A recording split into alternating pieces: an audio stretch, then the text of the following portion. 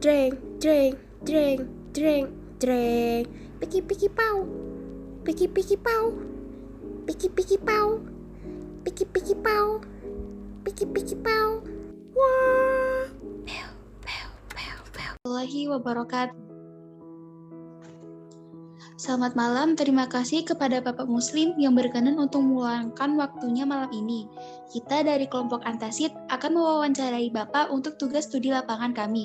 Untuk pertanyaan-pertanyaannya akan disampaikan oleh Hanifah. Baik, Assalamualaikum warahmatullahi wabarakatuh. Waalaikumsalam warahmatullahi wabarakatuh. Baik, sebelum kita mulai, Bapak boleh tolong memperkenalkan diri terlebih dahulu. Iya, nama saya Pak Muslim. Ya, saya bekerja sehari-hari di fasilitas kesehatan di Bintang. Saya tinggalnya di Jalan Merpati, Gang Muri, Tanjung Pinang.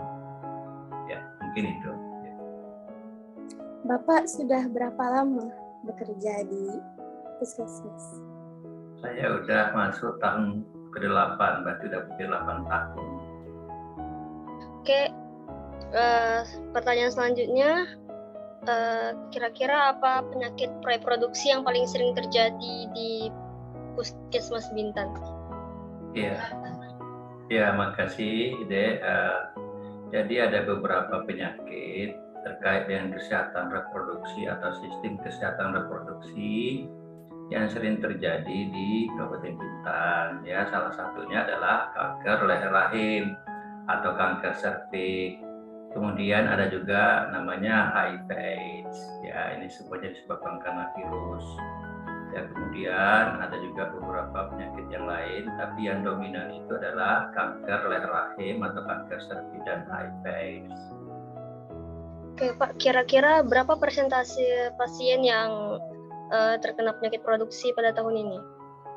Ya, kalau untuk persentase kasus penyakit yang terkait dengan kesehatan reproduksi, baik kanker serviks maupun HIV/AIDS itu masih di bawah 10%. Ya, masih di bawah 10% karena memang kasusnya belum begitu banyak, tapi hampir setiap tahun itu ada.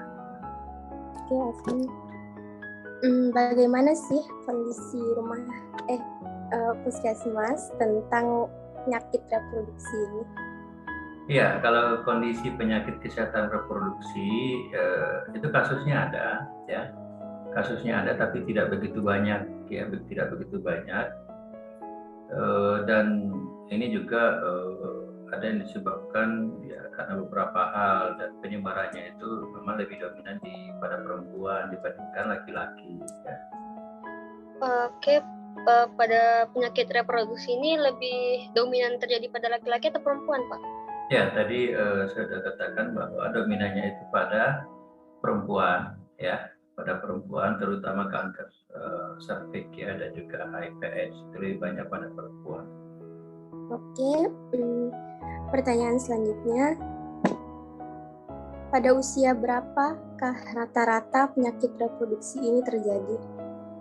Ya, kalau dikatakan dari usia yang paling sering menderita atau mengidap penyakit kesehatan reproduksi itu adalah usia yang produktif. Ya, kalau usia produktif itu kan berarti usianya di atas 20 tahun, ya. Di atas 20 tahun sampai dengan 40-an itu masih produktif. Nah, itulah yang sering terjadi atau menderita penyakit terkait dengan kesehatan reproduksi. Penyakit reproduksi ini mengalami peningkatan atau penurunan dari tahun ke tahun? Ya, dibandingkan tahun sebelumnya,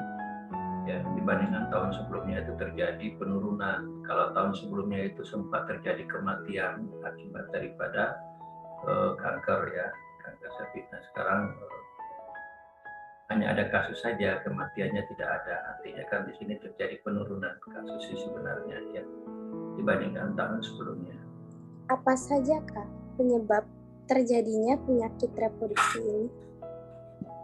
Ya, penyakit kesehatan reproduksi pada sistem kesehatan reproduksi salah satu penyebabnya adalah karena rendahnya personal hygiene, artinya kebersihan individu, terutama pada seorang wanita itu sangat rendah, sehingga memudahkan untuk terjadinya kanker serviks ini.